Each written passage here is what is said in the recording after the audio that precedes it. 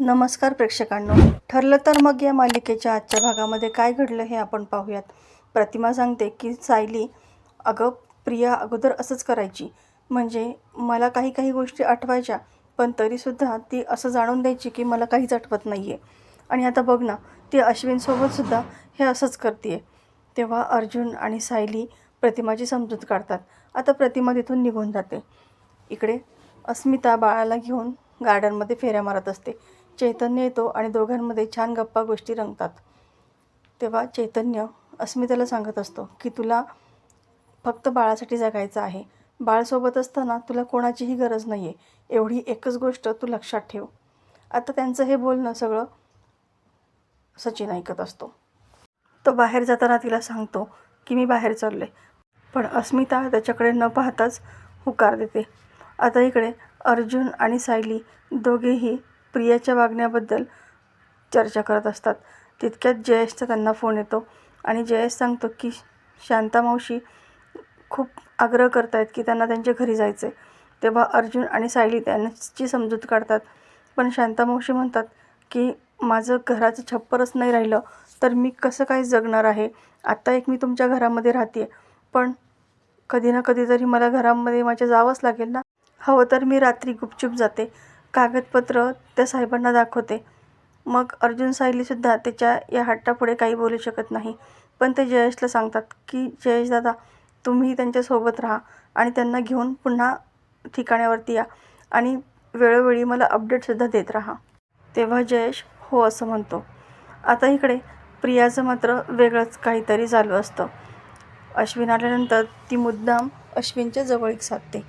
तू घरात नसलं ना की मला खूप बोर होतं असं ती त्याला जाणवून देते.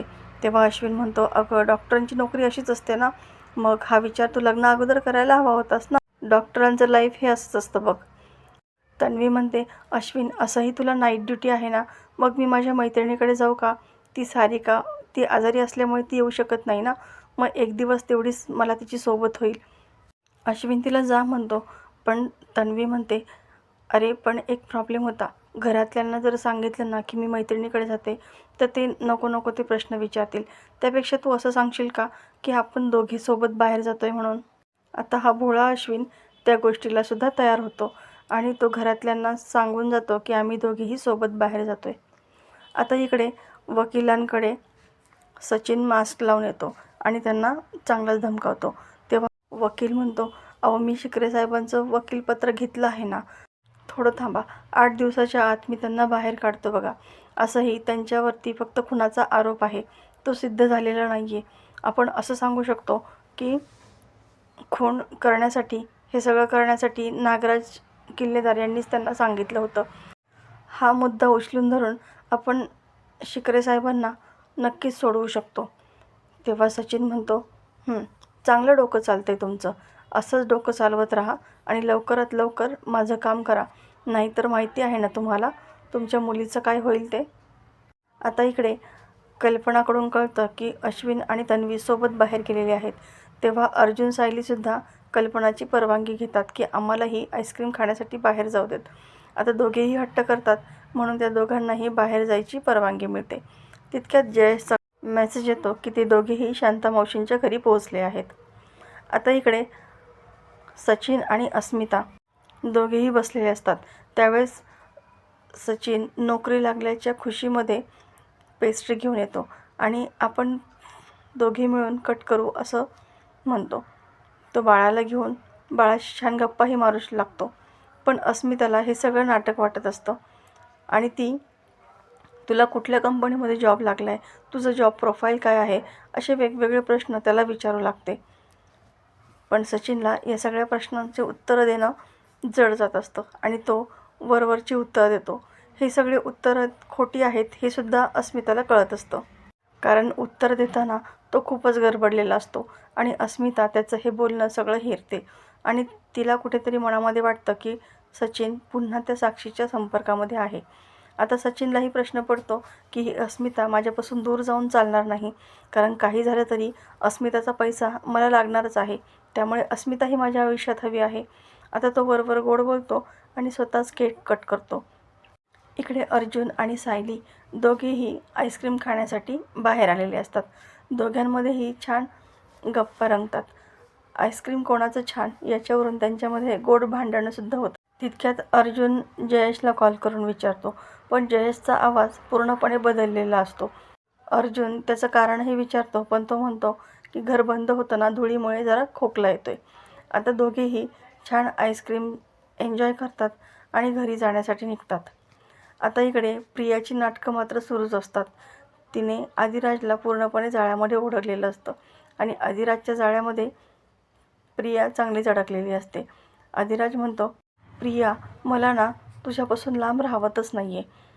सतत तुझीच आठवण येत असते. असं वाटतच नाही की आपण आत्ता भेटलो आहे. आणि मग तो तिचा हात हातामध्ये घेतो, तिला गिफ्टही देतो. आता प्रिया तर त्या गिफ्टनी चांगलीच भारावून गेलेली असते.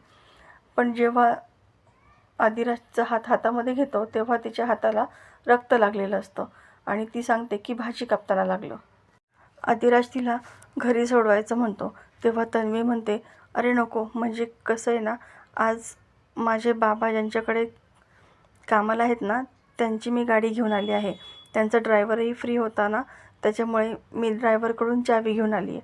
त्यामुळे माझ्याकडे गाडी आहे, तू नको काळजी करूस. आता हा मनामध्ये म्हणतो, कसली खोटारडी आहे तन्वी सुभेदार तू. गाडी तुझीच आहे हे मला पूर्णपणे माहिती आहे. आता प्रिया त्याला बाय म्हणून तिथून उतरत असते आणि ती उतरल्यानंतर आदिराज तिथे लपवलेला कॅमेरा हातामध्ये घेतो आणि फायनली या प्रियाबद्दलचा खूप मोठा पुरावा आता अर्जुन आणि सायलीच्या हाती देणार आहे मी. इकडे अर्जुन आणि सायलीसुद्धा घरी आलेले असतात आणि दोघेही छान गप्पा मारतात. पण सायली त्याला लवकर झोपायचा आग्रह करते, कारण लवकर झोपला नाहीत तर लवकर उठणार नाही आणि सगळ्या कामांना उशीर होईल. ते दोघे जातात आणि प्रिया गुपचूप घरामध्ये येते. स्वतःशीच म्हणते, बरं झालं सगळे झोपले आहेत, नाहीतर आणखी प्रश्नांचा भडीमार केला असता. आता दुसऱ्या दिवशी सगळेजण नाश्ता करत असतात. अर्जुन घाईघाईने ऑफिसला तसाच निघून जातो आणि सायली लगेच त्याचा डबा विसरला म्हणून त्याला डबा देण्यासाठी बाहेर येते. सायली वैतागून म्हणते, अहो तुम्हाला आता किती मागे पुढे करायचं हो, तुम्ही रोज रोज कसा डबा विसरून जाता. तेव्हा अर्जुन मुद्दाम तिची चेष्टा करतो आणि म्हणतो, तू चिडली ना की आणखी सुंदर दिसते आणि मग मला तुला पाहावंसं वाटतं म्हणून तर मी हे मुद्दाम करत असतो. तेव्हा सायली त्याच्यावरती चांगलीच रागावते.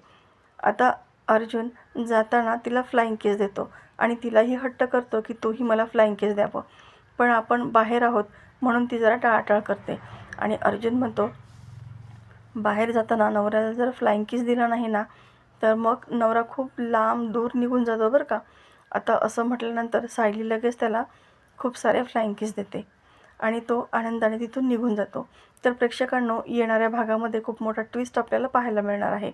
अर्जुनच्या गाडीमध्ये चक्क शांता मावशींची डेड बॉडी सापडते आणि अर्जुनला पोलीस इन्स्पेक्टर अरेस्ट करतात. ही सगळी बातमी घरच्यांपर्यंत पोहोचते तेव्हा मात्र सगळ्यांच्या पायाखालची जमीनच सरकलेली असते. सायलीला खूप मोठा धक्का बसलेला असतो. सगळेजण घरातले विचारतात की सायली, अगं हे सगळं खरं आहे का, पण तिच्याकडे कसलंच उत्तर नसतं कारण ती खूप शॉकमध्ये असते. तर प्रेक्षकांनो, अशाच मालिकेच्या नवनवीन व्हिडिओ अपडेटसाठी चॅनलला सबस्क्राईब करा. नोटिफिकेशनसाठी बेल आयकॉन अवश्य दाबा. व्हिडिओ पाहिल्याबद्दल धन्यवाद.